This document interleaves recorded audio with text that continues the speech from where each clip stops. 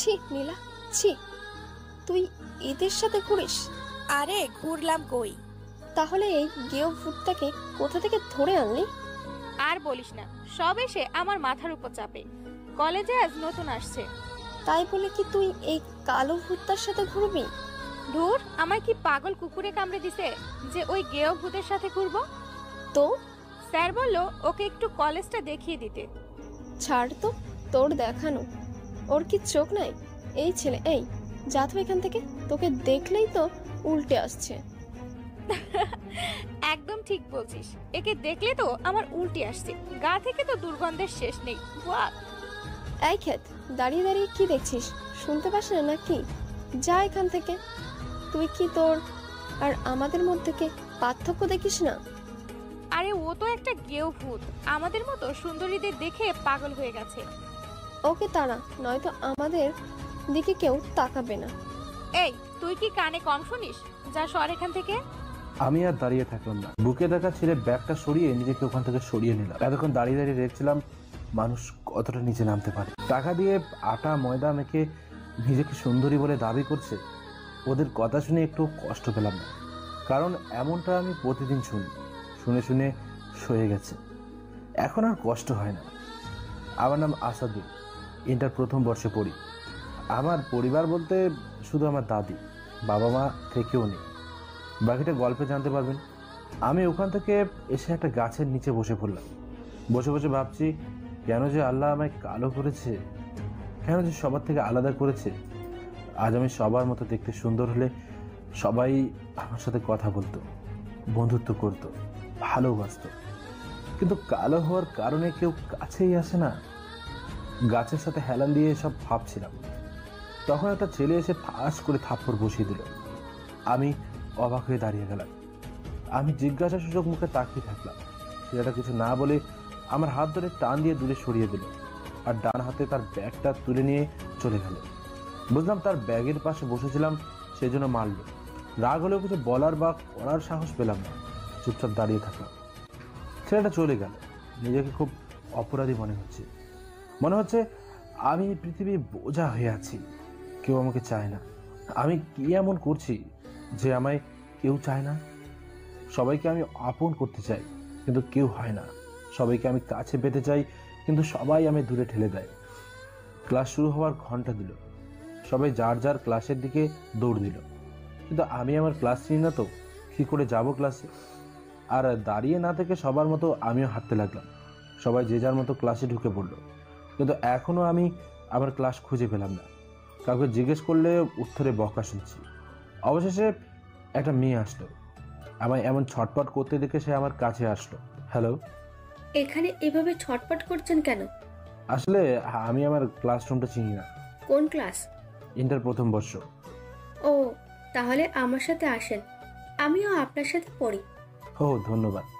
এখন মনে হচ্ছে পৃথিবীতে ভালো মানুষ বলতেও কেউ আছে, তাই আমার মতো অবহিত ছেলেমেয়েগুলো বেঁচে আছে। আমি ওর পিছনে পিছনে হাঁটতে লাগলাম। তারপর একটা বড় ক্লাসরুমে ঢুকে পড়লাম।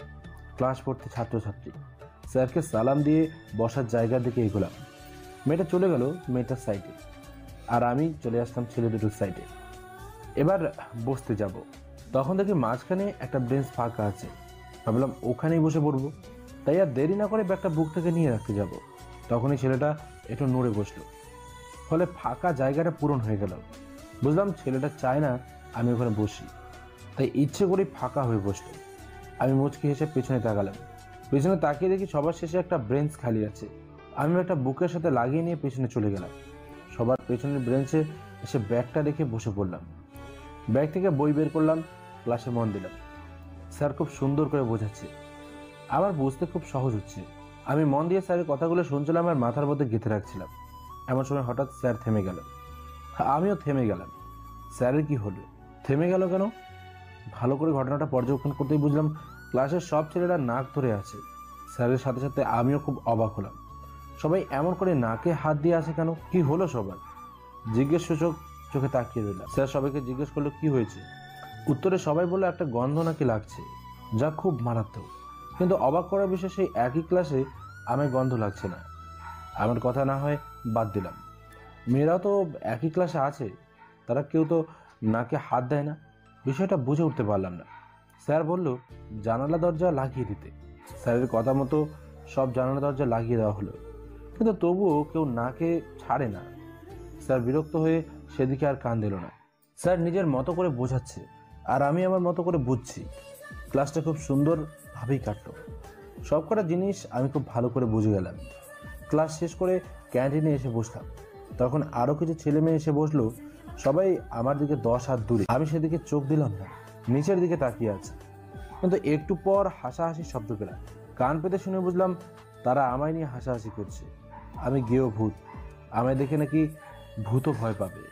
হাড়ির কালির চেয়ে নাকি আমি কালো, এসব বলছে আর তারা জোরে জোরে হাসছে।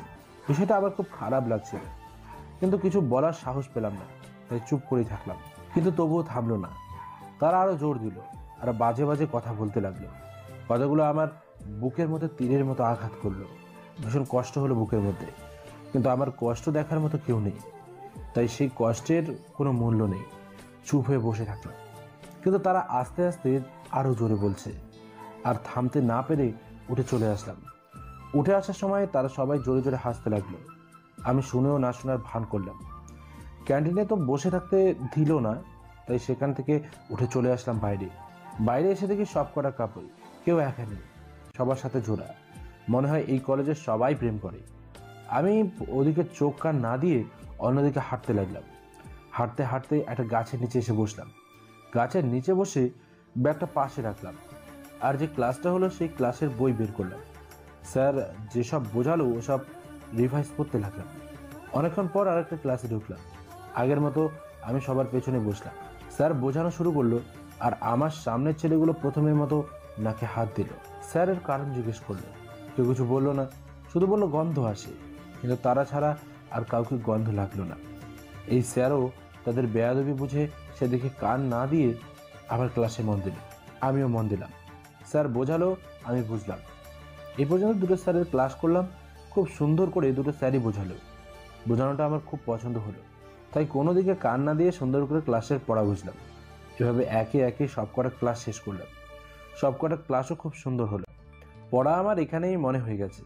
তো ক্লাস শেষ করে ব্যাগটা বুকের সাথে লাগিয়ে নিয়ে বাসার দিকে রওনা হলাম। সবাই ব্যাগ নিয়ে পেছনে আর আমি ব্যাগ নিয়ে সামনে। বিষয়টা একটু অবাক করা হলেও এটাই আমার ভালো লাগে। আমার এমনটা দেখে কলেজের অনেকে হাসলো, কিন্তু তাদের হাসিতে মোটেও মন খারাপ করলাম না, কারণ আমি এই সমাজে হাসির পাত্র ছাড়া কিচ্ছু না। কিন্তু আমি প্রমাণ করে দেবো আমিও সবার মতো মানুষ। একদিন আমিও অনেক বড় হব, অনেক লেখাপড়া করব, দামি দামি পোশাক পরে ঘুরবো, তখন সবাই আমার দিকে তাকিয়ে অবাক হবে। এসব ভাবতে ভাবতে বাসায় চলে আসলাম। বাসায় এসে ব্যাগটা খাটের ওপর রেখে শার্ট প্যান্ট খুলে অন্যগুলো পরলাম। বাসায় বেশিরভাগ সময় আমি লুঙ্গি পরে থাকি। লুঙ্গি পরে থাকতে আমার খুব ভালো লাগে, তাই ছোট থেকে আমি লুঙ্গি পরে থাকি। লুঙ্গি পরে গোসল করতে গেলাম। গোসল করে এসে বসলাম খাটের উপর। তখন দাদির কথা মনে হলো। কলেজ থেকে আসার পর থেকে দাদিকে দেখছি না। অসুখ বেড়ে গেছে নাকি, এটা ভেবে উঠে দাদির রুমে গেলাম। এসে দেখি দাদি শুয়ে আছে। তার মানে আমি যা ভাবছিলাম তাই। ওষুধ মনে হয় ঠিকমতো খাইনি, তাই আবার অসুস্থ হয়ে পড়েছে। আমি কতবার করে বলি ওষুধ ঠিকমতো খাবি, কিন্তু না, আমার একটা কথাও সে শুনবে না। আমি গিয়ে দাদির পাশে বসলাম। কপালে হাত দিয়ে দেখি প্রচুর জ্বর এসেছে। তাকিয়ে দেখি একটা ওষুধ নেই। এদিকে দাদির জ্বর বেড়ে যাচ্ছে। কি করি আমি এখন? দাদিকে বাসায় একা রেখে যেতেও ভয় লাগছে, যদি কিছু একটা হয়ে যায়। দাদির জ্বর খুব খারাপ, কি হতে কি হয় বলা যায় না। ডাক্তার বলেছিল জ্বর থেকে সাবধান থাকবে, কিন্তু শুনলে তো। আমিও কলেজে যাওয়ার আগে বলেছিলাম ওষুধগুলো ঠিক মতো খেয়ে নিও। ওষুধ ফুরিয়ে গেছে বলে আর কিনেও খাইনি। তার ওষুধ খেলে নাকি আমার পড়াশোনা হবে না, টাকা ফুরিয়ে যাবে। দাদির হাত ডলছি আর ভাবছি কি করব। ছেড়ে যেতে মন চাইছে না, কিন্তু ওষুধ আনতেই হবে, উপায় নেই। অবশেষে দাদিকে রেখে বেরিয়ে পড়লাম। বাসা থেকে বাজার 10 মিনিটের রাস্তা। হেঁটে না গিয়ে দৌড়ে গেলাম। কাছে একটা টাকাও নেই, তাই বাকি ওষুধ নিলাম। বাকি ওষুধ দেবে না। অনেক জোর করার পর তারা দিল, তবে বাকি নয়। আমার ঘড়িটা বন্ধক রাখলাম, টাকা দিয়ে নিয়ে যাব। ঘড়িটা আমার দাদার, অনেক আগেকার ঘড়ি। দামের দিকে গেলেও অনেক দামি, কিছু করার নেই। ঘড়িটা রেখে ওষুধ নিয়ে আবার দৌড়ে বাসায় চলে আসলাম। বাসায় এসে দেখি অনেক মানুষ জড়ো হয়েছে। এত মানুষ কেন এখানে? বুকের ভিতর ঝড় শুরু হলো। সবাইকে এড়িয়ে ঘরে গেলাম। একটা মহিলা এসে বলল দাদি নাকি আর নেই। একথা শুনে আমার মাথায় আকাশ ভেঙে পড়লো। কি করব ভেবে পাচ্ছি না। তফাস করে নিচে বসে পড়ল। পৃথিবীতে আপন বলতে ছিল শুধু আমার দাদি, তাও সে চলে গেল। এখন আবার আর কে আছে? চোখ দিয়ে পানি বের হচ্ছে না, জমে একদম পাথর হয়ে গেছে। নিজেকে সান্ত্বনা দিলাম। এলাকার মুরব্বীদের ডেকে দাদির দাফন কাফনের ব্যবস্থা করলাম। কাপড়ের কেনার টাকা মহিলারা মিলে দিয়েছিল, তাই আমার একটু সাহায্য হলো। মুরব্বীদের ডেকে আনলাম। দাদির দাফন কাফন করে কবরের পাশে বসে পড়লাম। অনেকক্ষণ বসে থেকে কান্না করলাম। তারপর বাসায় চলে আসলাম। বাসায় এসে রুমে বসে আছি। আগের দিনের কথাগুলো খুব মনে পড়ছে। আজ বাবা মা থাকা সত্ত্বেও আমি এতিম। তারা আমায় চাইতো না, তাই দাদি আমায় নিয়ে দূরে চলে আসে। আজ থেকে প্রায় 6 থেকে 7 বছর আগের কথা। আমার যখন জ্ঞান বুদ্ধি হচ্ছিল, কেবল বড় হতে শুরু করছি, তখন বুঝলাম বাবা মা আমায় চায় না। দাদি বলতো আমি নাকি জন্মের পর থেকেই তাদের মধ্যে আমাকে নিয়ে ঝগড়া বিবাদ হতেই থাকতো। প্রতিদিন আমায় নিয়ে ঝগড়া হতো। আমার বাবা একজন কৃষক ছিলেন আর মা ছিল স্কুলের হেডমাস্টার। তারা দুজনই জব নিয়ে ব্যস্ত থাকে। আমায় তারা একটু সময় দিত না। যে তাদের সন্তান এটা তারা যেন মানতে চায় না। যখন আমি 6 মাসের শিশু, তখন আমার মা আমাকে আমার দাদির কাছে রেখে দেয়। দাদি আমায় আগলে রাখতো। যখন খিদে লাগতো তখন ভাতের মার পানির সাথে মিশিয়ে খাওয়াতো। কারণ তখন আমরা অনেক গরিব ছিলাম। আমার বাবা তখন কৃষি কাজ করতো আর মা প্রাইভেট পড়াতো, কিন্তু কখনো আমায় নিয়ে পড়াননি। আমায় বই খাতা কিনে দেয়নি। দাদি অন্যের বাসায় কাজ করে আমার জন্য বই কিনে আনতো। এভাবেই আমি বড় হই। বাবা মায়ের আদর তেমন পাইনি। বড় হয়ে যখন বুঝতে শিখলাম, তখন আমি দেখতাম বাবা মা আমায় নিয়ে প্রতিদিন ঝগড়া করতো। সারাদিন কাজে বিজি থাকতো আর রাতে এসে ঝগড়া শুরু করতো। পরে জানতে পারি আমার মা অনেক আগেই মারা গেছে। মানে আমায় জন্ম দেওয়ার পরেই আমার মা মারা গেছে। আমায় বড় করার জন্য বাবা আরেকটা বিয়ে করে, কিন্তু সে আমায় মানতে পারেনি। আমার বাবা শ্বশুর বাড়ি থেকে কিছু জমি পেয়েছিল, যার কারণে আমার বাবা আমার মায়ের কথা মতো চলে। আস্তে আস্তে আমি বড় হই। একদিন আমার বাবা আর মা অনেক ঝগড়া লাগে আর দাদিও অনেক রেগে যায়। তখন আমার দাদি আমায় নিয়ে দূরে চলে আসে। তারপর আমি আর দাদি শহরে থাকি। একবারও আমার বাবা অথবা মা আমার খোঁজ নেয়নি। আমি বেঁচে আছি নাকি মরে গেছি তাও নেয়নি। দাদি অভিমান করে আর যায়নি। এই জন্য আমি আর দাদি শহরে থাকি। দাদি একটা বাসায় কাজ করে আর আমি টিউশনি করাবো। এখনো করাতে শুরু করিনি, পাই নাই এখনো, তবে মনে হয় পেয়ে যাব। এর আগে আমি দোকানে কাজ করতাম। রুমে শুয়ে থেকে পুরোনো দিনের কথাগুলো ভাবছি। একবার ভাবছি বাবা মায়ের কাছে ফিরে যাব, কিন্তু তারা তো আমায় চায় না। কতই না সুখে আছে আমায় না দেখে। আমি আবার সেখানে গিয়ে তাদের সুখে জল ঢালতে চাই না। তাই ঠিক করলাম এখানেই থাকবো, কখনো বাবা মায়ের কাছে ফিরবো না। অনেকক্ষণ শুয়ে থাকলাম। তারপর সন্ধ্যা হয়ে গেল। উঠে বাইরে এসে রান্নার কাজে লেগে গেলাম। দুপুর থেকে কিচ্ছু খাইনি। আমিও তো মানুষ। রান্নাঘরে গেলাম। সেখানে যা যা আছে সেগুলো দিয়েই রান্না করতে লাগলাম। দাদির কথা খুব মনে পড়ছে, সাথে বাবা মার কথাও মনে হচ্ছে। কিন্তু জানি মনে হলেও তারা আর ফিরে আসবে না। তারা আমায় ছেড়ে অনেক দূরে পৌঁছে গেছে। তাই মন খারাপ না করে কাজে মন দিলাম। রান্নার কাজ শেষ করে ঘরে এসে পড়তে বসলাম। ক্লাসের পড়া তৈরি করলাম। তারপর হালকা একটু খাওয়া দাওয়া করে ঘুমিয়ে গেলাম। পরের দিন সকালে উঠে ফ্রেশ হয়ে রাতের রাখা কিছু খাবার খেয়ে কলেজে চলে আসলাম। সেই আগের মতোই বুকের উপর ব্যাগ নিয়ে হাঁটছি। কলেজের গেট পেরিয়ে ভেতরে যাব, এমন সময় দেখলাম কলেজে সবাই এসে পড়েছে। আমিও দেরি করলাম না, সোজা চলে গেলাম। ক্লাসের দিকে যাচ্ছি, এমন সময় পাশ থেকে নীলা ডাক দিল। এই কালু, এদিকে আয়। ডাকটা শুনে খারাপ লাগলো, তবুও কিছু না বলে মুখে মিথ্যা হাসিটা নিয়ে নীলার সামনে চলে গেলাম। জি বলেন। ওয়া, দূরে দাঁড়া, দূরে। জি। ব্যাগে কি তোর সন্তান আছে? যা বলেছিস নীলা। না, আমার ব্যাগে বই আছে। দেখি তোর ব্যাগ। নীলা, তুই ওই ভূতটার ব্যাগে হাত দিবি? ওয়াক। আরে না, আমি কি পাগল? তাহলে কি রে ভূত, দাঁড়িয়ে আছিস কেন? ব্যাগ খোল। জি খুলতেছি। একটা একটা করে জিনিস নিচে রাখ। কিন্তু এখানে তো মাটি। তো কি হয়েছে, রাখ বলছি। বই পায়ের কাছে রাখা হয় না। আমি যখন রাখতে বলছি তখন সব যাই। দেখুন ম্যাডাম, আপনি আমায় অপমান করছেন, কিছু বলিনি, কিন্তু বইকে অসম্মান করতে আমি দেব না। তোরা আজ? নীলা আমার গাল বরাবর ঠাস করে এক থাপ্পড় বসিয়ে দিল। আমি গালে হাত দিয়ে অপরাধীর মতো দাঁড়িয়ে গেলাম। কলেজের সবাই আমাদের দিকে তাকালো। ছি, আমার হাতটাই নষ্ট হয়ে গেল। আমি চুপ করে রইলাম। এই, তোরা ওর ব্যাগটা কেড়ে নিয়ে সবকিছু মাটিতে ছুঁড়ে মার। আমি তোর ব্যাগে হাত দিব না। নীলার কথা মতো ওর বান্ধবীরা আমার কাছ থেকে ব্যাগটা কেড়ে নিল। তারপর ব্যাগ উপরের দিক করে সব বই খাতা মাটিতে ফেলে দিল। কলেজের সব ছাত্রছাত্রী এটা দেখছিল। কারো কিছু বলার ক্ষমতা নেই, কারণ নীলা হচ্ছে হেড স্যারের একমাত্র মেয়ে। মিস্টার ভূত, এটাই তোর আজকের শাস্তি। আমি আর কিছু বললাম না। নীলা চলে গেল। সবাই আমার দিকে হা করে তাকিয়ে আছে। আমি ওখানে বসে পড়লাম। তারপর একটা একটা করে বই তুলে ব্যাগে নিলাম।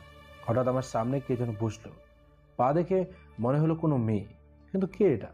আমি ভেবেছিলাম হয়তো নীলা আবার আসছে, কিন্তু চোখ তুলে দেখি এটা ওই মেয়েটা যে আমায় কালকে ক্লাসরুম খুঁজতে সাহায্য করেছিল। মুখের দিকে তাকাতেই সে মুচকে হাসি দিল আর বই কুড়াতে আমার সাহায্য করলো। আমি মুচকে হাসলাম। শেষে বই তুলে নিয়ে আমি হাঁটতে লাগলাম। মেয়েটা পেছন থেকে আমি ডাকলো। আমি সাড়া না দিয়ে সামনের দিকে যেতে লাগলাম, কারণ আমি জানি সে আমায় ডাকবে, তারপর সবার সামনে অপমান করবে। অপমান হতে হতে ক্লান্ত হয়ে গেছি, আর অপমান হতে চাই না। তাই সোজা হাঁটতে লাগলাম। গাছের নিচে এসে বসে পড়লাম। একটু পর ওই মেয়েটা আমার পাশে এসে বসে পড়ল। আমি একবার তাকিয়ে দেখে একটু সরে বসলাম। আপনি কি কানে কম শোনেন? কেন? আমি কত করে ডাকলাম, তবুও একটু দাঁড়ালেন না। আমি জানি আপনি আমায় ডাকবেন, তারপর সবার সামনে অপমান করবেন। আরে না, অপমান করলে কি সাহায্য করতাম? জি বলেন, কেন ডাকছিলেন? আমার নাম জুই। ও, খুব সুন্দর নাম। ধন্যবাদ। এবার আপনার নাম বলেন। আসাদুল ইসলাম। খুব সুন্দর তো নাম। ধন্যবাদ। আচ্ছা, আমরা তুমি করে বলি। জি। তুমি থাকো কোথায়? পাশের বস্তিতে। ও, তা এইরকম কেন হয়ে থাকো? একটু স্মার্ট হতে পারো না? এখানে হাসির কি হলো?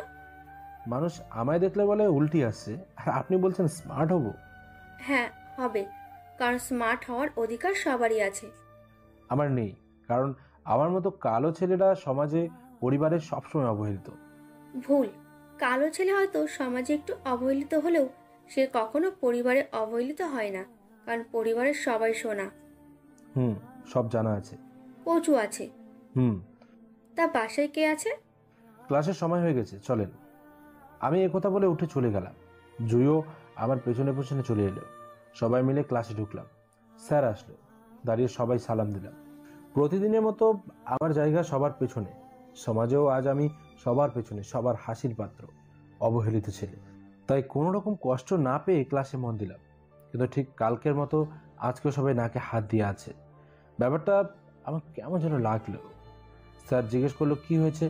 তখন সামনে এক ছেলে বলল গন্ধ লাগে, কিন্তু আমাকে তো লাগছে না। স্যারও এই কথাই বলল।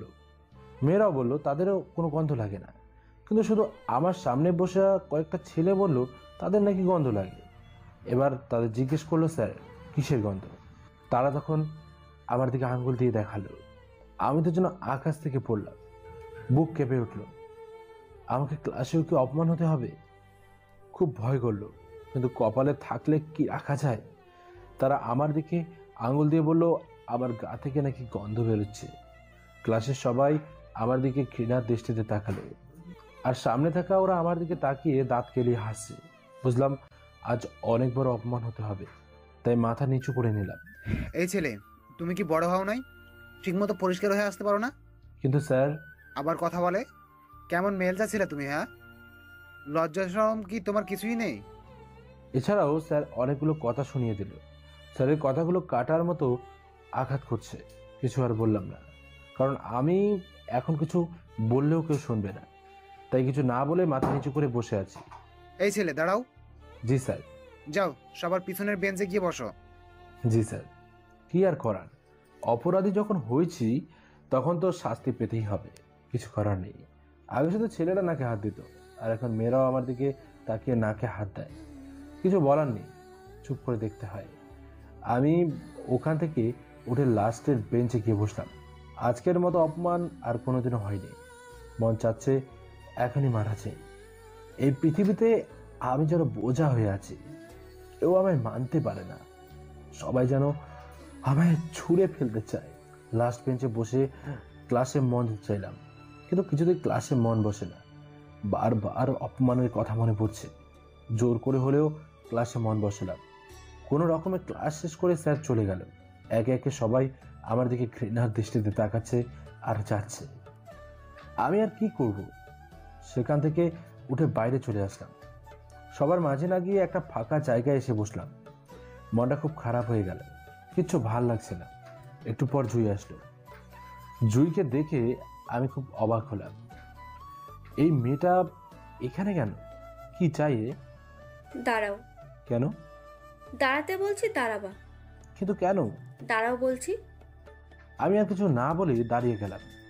এবার জুই আমার কাছে আসলো। আমি তো ভয় শেষ। কি করছে মেয়েটা? আস্তে আস্তে আমার বুকে কাছাকাছি চলে আসছে। কি করছেন এটা? চুপ থাকো। আর কেউ দেখলে আপনাকে অপমান করবে। তোমার শরীর থেকে তো কোনো গন্ধ নেই। হ্যাঁ, একটা মিষ্টি গন্ধ আছে, কিন্তু ওরা কেন বললো? জানি না। একথা বলে আমি জুইয়ের কাছ থেকে দূরে সরে গেলাম। নিশ্চয়ই এটা নীলার কাজ। মানে? ওই দেখো, নীলা ওই ছেলেদের সাথে কথা বলছে যারা তোমার সামনে বসেছিল। হ্যাঁ। তার মানে নিশ্চিত ওটা নীলারই প্ল্যান। ও। মেয়েটা যে কি বুঝি না, কাউকে তার পছন্দ না হলে তার মান সম্মান কিচ্ছু রাখে না। না, অযথা কাউকে দোষ দেওয়া ঠিক না। হয়তো ওরা যা বলছে সেটাই সত্যি। এটা কি করে হয়? ওদের লাগছে, কিন্তু আমার লাগে না। জানি না, বাদ দেন। কেন বাদ দেবো? তোমার ক্লাসে এভাবে অপমান করলো, আর এখন বলছো বাদ দেব? হ্যাঁ, কারণ এমন অপমান আমি প্রায় হয়ে থাকি। এটা নতুন কিছু না। আমি কালকে থেকে দেখছি যাই তাই তোমায় অপমান করছে। ভাগ্যের লিখন। সব দোষ ভাগ্যের হয় না। আমার ভাগ্য খারাপ। ধ্যাত কচু। জুই বিরক্তকর ভাব নিয়ে বসে পড়ল। আমি বুঝলাম আমার আচরণে সে হয়তো বিরক্ত হয়েছে। কি হলো? এমন করেন কেন? একটু আগে না বললে আমরা তুমি করে বলবো? হ্যাঁ। তাহলে এখন আবার আপনি কেন? আমি মনে করেছি তুমি বলাতে রেখে গেছো। হয় গেছি। আমার মাথায় পানি ঢাল। এখানে তো পানি নেই। তো কাদেক। সরি, আমি আর আপনাকে বিরক্ত করব না। আরে তুমি কি রে? হ্যাঁ, একটু ফাজলামিও বোঝো না? ফাজলামি করার অধিকার আমার নেই গো। কেন বারবার নিজেকে ছোট করছো? আমি এমনিতেই ছোট। দেখো, নিজেকে কখনো ছোট করে দেখবা না। তুমিও সবার মতো মানুষ। ওরা যা পারে তুমিও তা পারবে, এই বিশ্বাস রাখো। হুম। চলো ক্লাসে। চলো। তারপর আমি আর জুই ক্লাসের দিকে যাচ্ছিলাম, তখন সামনে নীলা এসে দাঁড়ালো। নীলা, পথ ছাড়। কি রে জুই, তুই এই ফকিরটার সাথে কি করছিস? আমি যার সাথে ইচ্ছা তার সাথে থাকতে পারি, তাতে তোর কি? তাই বলে তুই একটা কালো ভূতের সাথে থাকবি? এটা ভাবতেও পারিনি। নীলা, ওকে কালো ভূত বলবি না। ভুলে যা, সবাই মানুষ, আর সবাই একজনেরই তৈরি। তাই এখন কি তুই আমায় জ্ঞান দিবি? না, তোর মতো ময়দা সুন্দরীকে জ্ঞান দেবার মতো কোনো জ্ঞান নেই।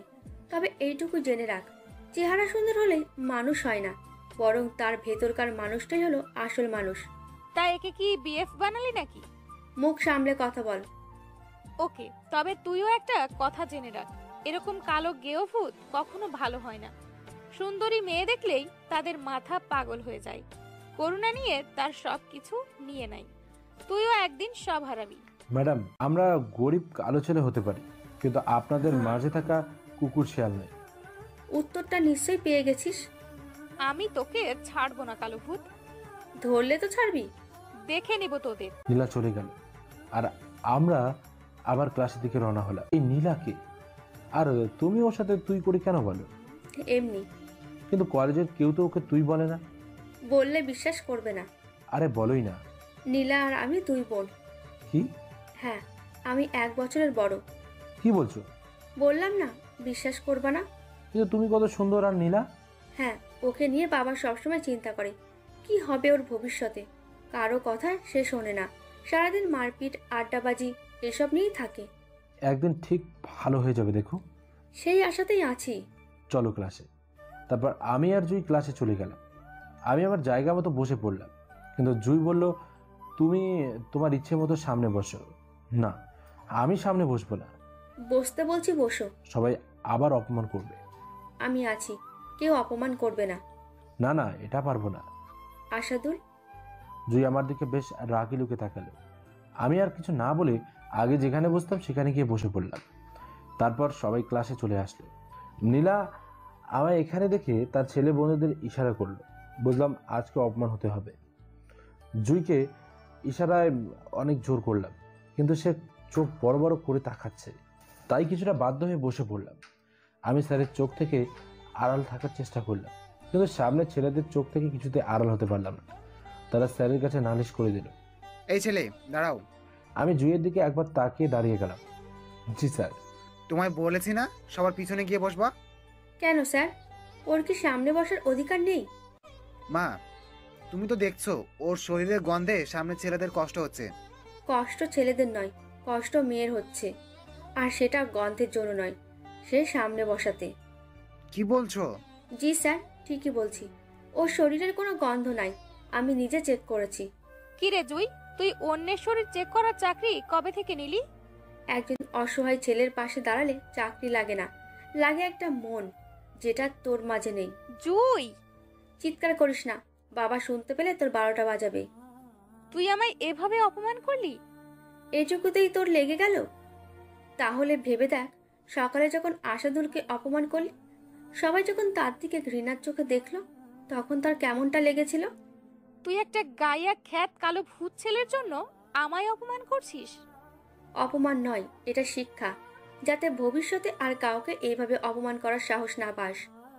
জুইয়ের কথা শুনে নীলা রাগে গজগজ করছে, আর আমার দিকে রাগি চোখে তাকাচ্ছে। মনে হচ্ছে কাছে পেলেই আস্ত গিলে খাবে। স্যার, আশাদুলের নামে যা যা বলা হয়েছে সব মিথ্যে, কারণ সে চাইতো না আশাদুল সবার সাথে মিশুক। তাই তো দেখছি। স্যার, আশাদুলকে সামনে বসতে দেন। আশাদুল, জি স্যার। আমায় মাফ করে দিও, তোমায় অনেক অপমান করেছি। আরে স্যার, কি যে বলেন না। ঢং।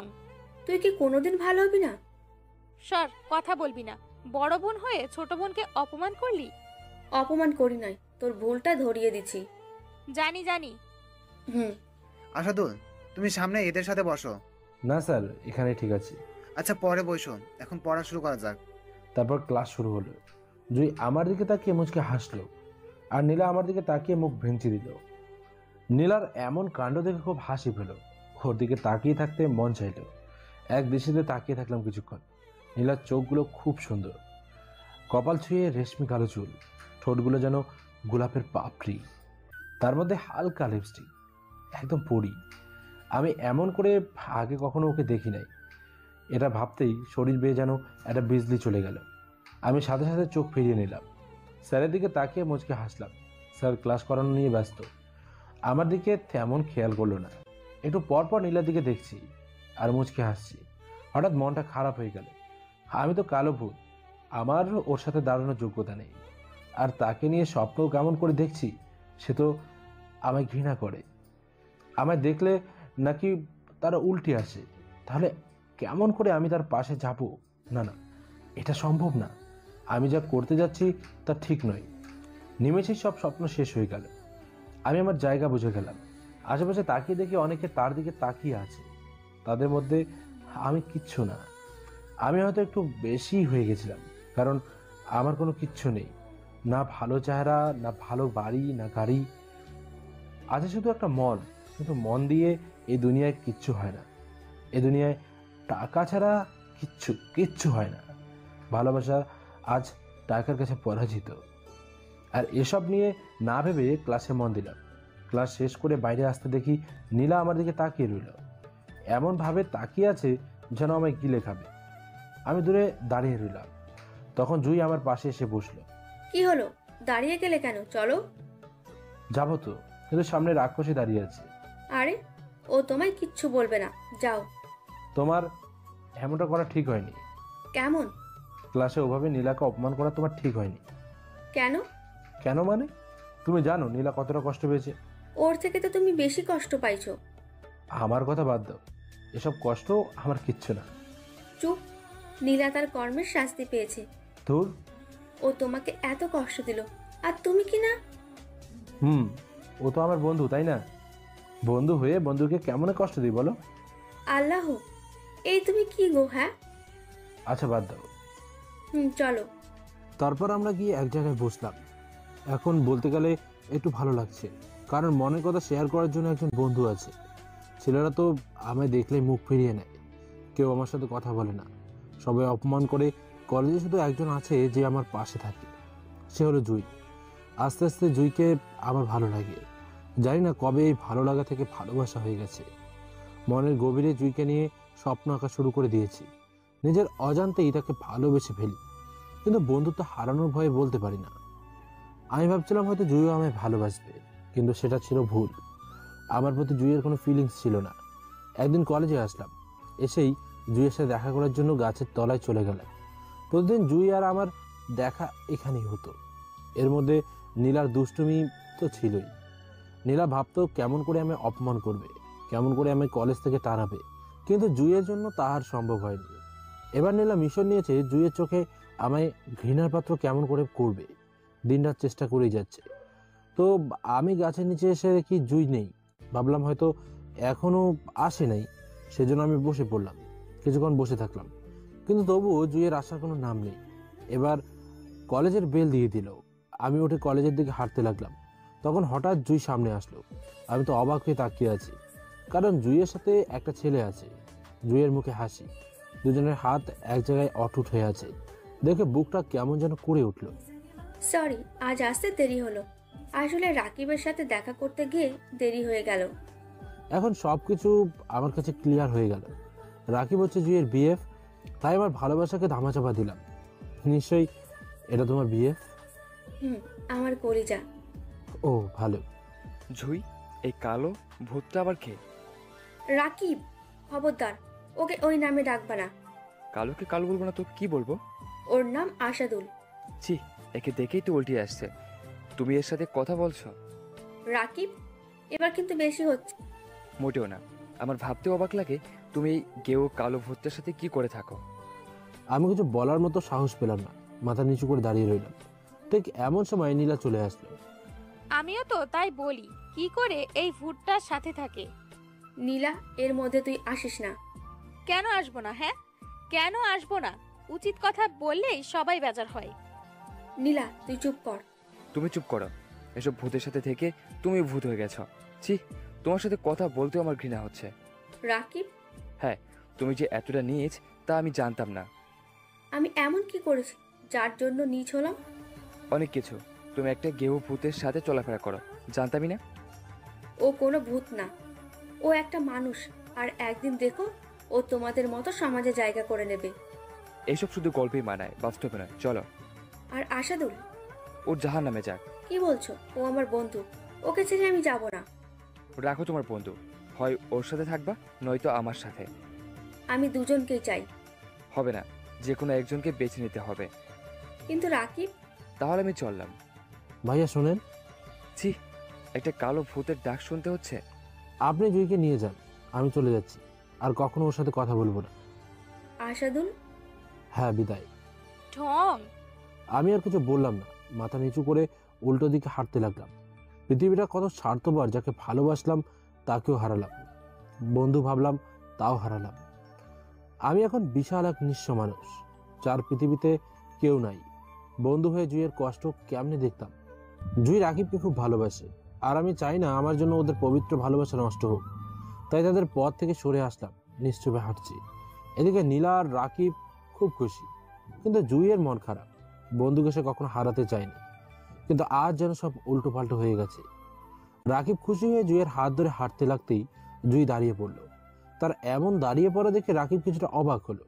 তখন জুই হাত ঝটকানি দিয়ে মেরে বলল, যেই ভালোবাসার বন্ধুত্বের কোনো মূল্য নেই, সেই ভালোবাসা আমার চাই না। জুই, হ্যাঁ, ভালোবাসার বড় কিছু থাকলে সেটা হলো বন্ধু। তার প্রমাণ দেখতেই পেলে। আমার খুশির জন্য আশাদুল বন্ধুত্ব ভেঙে চলে গেল। তুমি এখন ওই কালো ভূত? চুপ, একদম চুপ। কালো ভূত ও নয়, বরং তোমরা। ওপরে সাদা, কিন্তু তোমাদের মন হচ্ছে কালোর চাইতেও কালো। আর ওর মন একদম পবিত্র। যে তাকে কষ্ট দেয় তার জন্য সে কাঁদে, তাকেই ভালোবাসে। এসব কিছু ভুয়া। না, এসবই সত্যি। তোমরাই গেও কালো ভূত।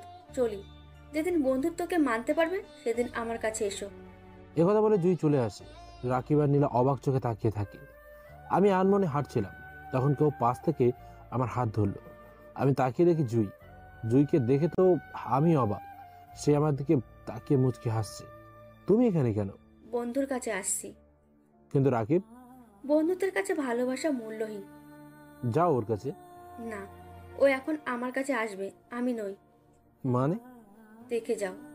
তুমি এটা ভুল করছো। কোনো ভুল করি নাই, চলো ক্লাসে। কিন্তু চলো বলছি। কি আর করার, জুইয়ের কথায় না করতে পারলাম না, তাই ক্লাসে চলে আসলাম। ক্লাসে আসতেই সবাই আমাদেরকে হা করে তাকিয়ে আছে, যেন তারা ভূত দেখছে। আমি এসে আমার জায়গায় বসে পড়লাম, আর জুই তার জায়গায় চলে গেল। একটু পর স্যার ক্লাসে আসলো, সবাই দাঁড়িয়ে সালাম দিলাম। স্যার সালাম নিয়ে বসতে বলল। হ্যাঁ, বসো বসো সবাই। আর কেমন আছো সবাই? আমরা সবাই বললাম আলহামদুলিল্লাহ, ভালো আছি। এরপর কিছু কথার সাথে সাথে ক্লাস শুরু হলো। ক্লাস শেষ করে বাইরে আসলাম। আমায় আর জুইকে দেখে নীলা শুধু তেলে বেগুনে জ্বলছে। কেন জ্বলছে তা জানি না, তবে তার চোখে মুখে রাগের স্পষ্ট ছায়া দেখা দিচ্ছে। মনে হচ্ছে সে আমার প্রতি চরম প্রতিশোধ নিতে চায়, কিন্তু সেটা মুখে প্রকাশ করছে না। এভাবে একে একে সব কটা ক্লাস শেষ করে বাসায় চলে আসলাম। বাসায় এসে গোসল করে খাওয়া দাওয়া করলাম। সকালে রান্না করে রেখেছিলাম, তাই আর রান্না করতে হলো না, সোজাসুজি খেয়ে নিলাম। তারপর রেস্ট নেওয়ার জন্য একটু ঘুমিয়ে গেলাম। বিকেলে উঠে এদিক সেদিক একটু ঘোরাঘুরি করে বাসার দিকে রওনা হলাম। রাস্তা দিয়ে হাঁটছি আর গান বলছি। জ্যোৎস্না ভরা রাত, চারদিক নিস্তব্ধ, কোনো আওয়াজ নেই। মন জোরানো ফুরফুরে বাতাস বইছে, আকাশ সবুজ হয়ে আছে। মনে হচ্ছে আজ চাঁদ মামার মনটা খুব ভালো, সেজন্য মন খুলে সে হাসছে। প্রকৃতির এমন অপরূপ চিত্র উপভোগ করছিলাম, এমন সময় হঠাৎ পেছন থেকে কে যেন সজোরে মাথায় আঘাত করলো। আমি চমকে গেলাম, সাথে সাথে মাথায় হাত দিলাম। চোখের সামনে অন্ধকার নেমে আসলো, মাথাটা কেমন যেন চক্কর দিল। আমি মাথা ধরে মাটিতে পড়ে গেলাম। চোখের সামনে ঝাপসা হয়ে গেছে, তবুও কিছুটা বুঝলাম। আমাদের চারদিকে কয়েকজন লোক ঘিরে দাঁড়িয়ে আছে। ভালোভাবে বোঝার চেষ্টা করতেই বুঝলাম একজন মেয়ের লম্বা চুল দেখতে পেলাম। মুখটা ভালো করে বুঝতে পারলাম না।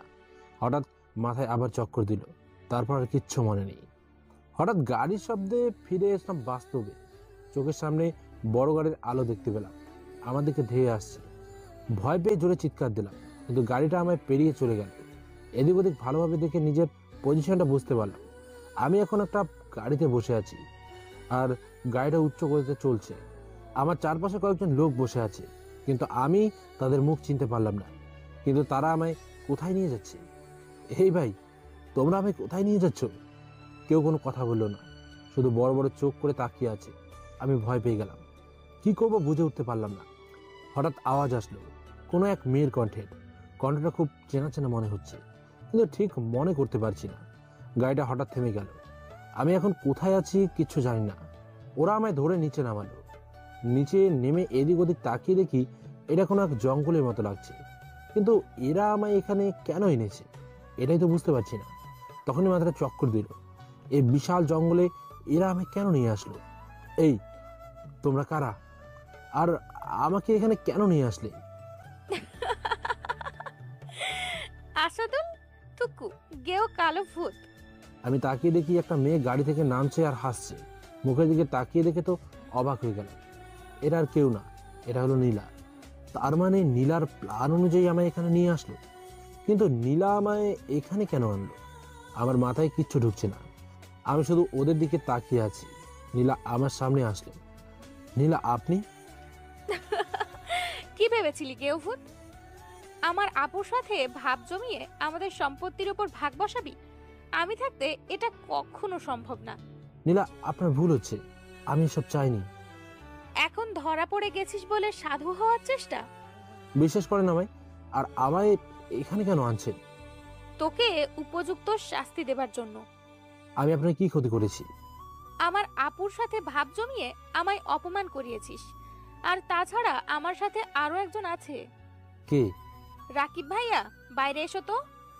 নীলার ডাক শুনে গাড়ির ভেতর থেকে রাকিব বেরিয়ে আসলো। আমার কিছুটা ভয় লাগলো, কারণ এতগুলো গুন্ডা আমার চারপাশে দাঁড়িয়ে আছে। কি রে ভূত, আমার জিএফ এর সাথে খুব মজা করছিস তাই না? মানে? আজ থেকে ওপরে গিয়ে মজা করবি, ওকে? কি বলছেন এসব? আমি তো কিচ্ছু বুঝতে পারছি না। সব বুঝবি, সব বুঝবি, একটু ধৈর্য ধর। আমায় কেন এখানে এনেছেন? তোকে বিয়ে করবো তাই। গেও ভূত কোথাকার। কি? জানিস আজ পর্যন্ত আমি কাউকে মারিনি, মেরেছি তবে হালকা পাতলা, কিন্তু কখনো কাউকে মেরে ফেলিনি। আজ তুই সেই কাজ করতে বাধ্য করলি। আমি কি করেছি বলেন? অনেক কিছু। আমায় বাসায় যেতে দিন প্লিজ। আমার খোঁজ নেওয়ার মতো কেউ নেই। তাহলে তো আরো ভালো, তুই মরলে কেউ তো খোঁজ নিবে না। এত কথা বলছে কেন? তোরা ওকে উপরে পাঠিয়ে দে। এটা একটা এমন জায়গা যেখানে হাজার রকমের পশু পাখি থাকে, এখান থেকে বেরিয়ে যাওয়া ইম্পসিবল। তবু এই ভূতের উপর বিশ্বাস নেই। আমি কিছু বলতে যাব এমন সময় পেছন থেকে আমার মাথায় আবার আঘাত করলো আর পায়ে হাত, এভাবে আমার চারিদিক থেকে মারতে লাগলো। এক পর্যায়ে আমি মাটিতে পড়ে গেলাম, তবুও তারা মারতেই আছে। আমি ব্যথা সহ্য করতে না পেরে চিৎকার করতে লাগলাম। কিছুক্ষণ এভাবে চলার পর আমি অজ্ঞান হয়ে গেলাম। জীবন যা যায় অবস্থা, এমন পরিস্থিতিতে আমি অজ্ঞান হয়ে গেলাম। এটা দেখে তারা নীলাকে ঘটনাটা বলল। চলো। কি বলছো? ওকে উড়িয়ে দাও। না, আমাদের গায়ে কাদা কেন লাগাবো? মানে? মানে হলো এই জঙ্গলে এত রাতে ওকে কোনো হিংস্র প্রাণী দেখলে আমাদের কাজ করে দিবে। না, তুমি ওকে উড়িয়ে দাও। কি বলছো? এই হাতে কখনো খুন করিনি, আর করতেও চাই না। আমার কথা বিশ্বাস করো, ওকে এভাবে ছাড়লে পরে আমার তোমার জন্য বিপদ হয়ে দাঁড়াবে। আগে এখান থেকে তো বের হোক। আমার কথা শুনো নীলা, এতে তোমারও ভালো হবে। না, এখান থেকে চলো। এরপর নীলা আর রাকিব গাড়িতে উঠে বসলো, আর গুন্ডারা আমায় ধরে এনে জঙ্গলের মাঝখানে একটা নদীতে ফেলে দিল। তারপর তারাও বাসায় চলে গেল। আমি কলার গাছের মতো ভাসছি। কিছুদূর আসার পর একটা ঝর্ণা দিয়ে নিচে পড়ে গেলাম। সকাল হয়ে গেছে। পানির শব্দ আর পানির ওপরে জোরে পড়তে আমার জ্ঞান ফিরল। নিঃশ্বাস নিতে খুব কষ্ট হচ্ছিল। চোখ খুলে দেখি পানির ভিতরে আছি, সূর্যের আলো দেখা যাচ্ছে। তাড়াহুড়ো করে সেখান থেকে সাঁতার কেটে ওপরে উঠে আসলাম। তারপর ঘাসের ওপর শুয়ে পড়লাম। চোখ মুখ দিয়ে রক্ত পড়ছে, আবার চলার মতো শক্তি নেই, তাই নদীর পাড়ে ঘাসের ওপর শুয়ে গেলাম। শরীর খুব ক্লান্ত লাগছে, গায়ে হাতে প্রচুর ব্যথা। তার মধ্যে ঘুম ধরে গেল। বেশ আরামদায়ক ঘুম হলো। তারপর ঘুম ছুটল। ঘুম থেকে উঠে কিছুটা অবাক হলাম, কিন্তু পরে সবকিছু বুঝতে পারলাম, তাই নিজেকে সামলে নিলাম। এরপর ওখান থেকে উঠে জঙ্গলের ভিতরে আসলাম, কিন্তু এত বড় জঙ্গলে আমি এর আগে কখনো আসিনি। এখন কথা হচ্ছে এর ভিতর থেকে আমি বের হব কেমন করে, কি করে বেরোবো? তার আগে একটা কাজ করতে হবে। সেটা হলো আমার ক্ষত জায়গা থেকে প্রচুর পরিমাণে রক্ত পড়ছে। আগে সেই রক্তকে আটকাতে হবে। সেজন্য আমি একটা গাছের দরকার। সেটা আমরা ছোটবেলায় কাটা জায়গা দিতাম। যারা গ্রামে থাকে তারা এই গাছটি চেনে। তো আমি সেই গাছ খুঁজতে লাগলাম। এত বড় জঙ্গলে ওই গাছটি মিলা ততটা সম্ভব নয়, তবুও হাল না ছেড়ে খুঁজতে লাগলাম। কিছুক্ষণ পর গাছটা পেলাম। সাথে সাথে তার রস বের করে ক্ষতস্থানে ভালো করে লাগিয়ে দিলাম। তারপর কিছুক্ষণ আরাম করলাম। আরাম করে উঠে দাঁড়ালাম। রক্ত পড়া বন্ধ হয়ে গেছে, আর ব্যথাটাও কিছুটা কমেছে। এবার আমায় বাসায় ফিরতে হবে, কিন্তু বাসায় ফেরার রাস্তা তো আমি চিনি না। তাহলে কেমন করে বাসায় যাব? যে করে হোক রাস্তা আমায় বের করতেই হবে। আর তাই এদিক ওদিক দেখতে লাগলাম। চারিদিকে শুধু গাছ ভর্তি, তাছাড়া আর কিচ্ছু দেখা যায় না। আমি এবার একটা গাছে উঠলাম, আর সেখান থেকে দিক ঠিক করলাম যে কোন দিকে আমায় যেতে হবে। তাহলে নিশ্চয় এক সময় রাস্তা পেয়ে যাব। তাই গাছে উঠে দিক ঠিক করলাম। এখন যেহেতু সকাল, আমার মতো সূর্য পূর্ব দিকে থাকবে। সূর্য দেখে বুঝলাম ওটা পূর্ব দিক, তাই ঠিক করলাম সূর্যের বিপরীত দিকে যাব, তাহলে পাওয়া যেতে পারে। সেজন্য গাছ থেকে নেমে হাঁটতে লাগলাম। হাঁটতেই আছি, কিন্তু জঙ্গল যেন শেষ হয় না। এমন সময় সামনে এক বিশাল জঙ্গল দেখতে পেলাম। মনে হচ্ছে জঙ্গলের এটাই মেন জায়গা। তাই একবার ভাবছি সামনে যাব, আবার ভাবছি যাব না। ঠিক এমন সময় তার পাশেই রাস্তা দেখতে পেলাম। বুঝলাম এই রাস্তাটা মনে হয় শহরে গেছে, কিন্তু এত গভীর জঙ্গলে রাস্তা কেন হবে? আর রাস্তাটা সেই বিশাল জঙ্গলে গেছে। আমার মনে জানার কৌতূহল জাগলো। মনে এখন আমার দুইটা প্রশ্ন ঘুরপাক খাচ্ছে। এক, এই জঙ্গলে নাকি অনেক পশু পাখি যারা মানুষ মারে, কিন্তু এখন পর্যন্ত আমি কেউ আক্রমণ করলো না। একটা রাত পার করলাম, তবুও কেউ আক্রমণ করলো না। এটা কেমন কথা? আর দ্বিতীয় হচ্ছে, এই বিশাল জঙ্গলের রাস্তা কিসের? এই দুই প্রশ্নের উত্তর জানতে আমায় এই রাস্তা বেয়ে ভেতরে যেতে হবে। আমি তাই করলাম। রাস্তা ধরে ভেতরে চলে গেলাম। ভেতরে এসে তো আমি সেই লেভেলের অবাক হলাম। এটা কেমন সম্ভব? জঙ্গলের মধ্যে যেন তাজমহল একটা, কিন্তু এটা তৈরি করলো কে? আর এটা করার কারণ কি? এটা আমায় জানতেই হবে। বাইরে থেকে দেখলে মনে হবে এটা একটা জঙ্গল, কিন্তু ভেতরে এসে মনে হচ্ছে এটা তাজমহল। চারিদিকে গাছপালা দিয়ে ঘেরা আছে। দেখে মনে হচ্ছে এটা কোনো সাধারণ বাসা নয়, নিশ্চিত এখানে কোনো কিছু হয়। কিন্তু এই বিশাল জঙ্গলে আবার কি হতে পারে এটা জানার খুব কৌতূহল জাগলো। তাই আস্তে আস্তে সামনে এগিয়ে যেতে লাগলাম। মাঝখানে বাড়ির মতো একটা বিশাল বিল্ডিং, চারিদিকে পাহারাদাররা দাঁড়িয়ে, হাতে তাদের বন্দুক। আমি চুপি চুপি এক পাহারাদারের কাছে আসলাম। কোনো রকম একজনকে মেরে তার পোশাক পরে নিলাম, সাথে তার হাতে থাকা অস্ত্রটাও নিলাম, যাতে আমায় কেউ চিনতে না পারে। হিন্দি সিনেমাতে দেখেছিলাম নায়ক এমন করে ভিলেনের আস্তানায় ঢোকে। আমি ধরে নিলাম এটা ভিলেনের আস্তানা, তাই আমি নায়কের বুদ্ধি কাজে লাগালাম। এই জন্য জ্ঞানী লোকেরা বলে সিনেমা শুধু দেখার জিনিস নয়, বরং সিনেমা দেখে জ্ঞান অর্জন করতে হবে। তো আমি সেভাবেই পাহারাদারের মতো ভাব নিয়ে ভেতরে যাচ্ছিলাম।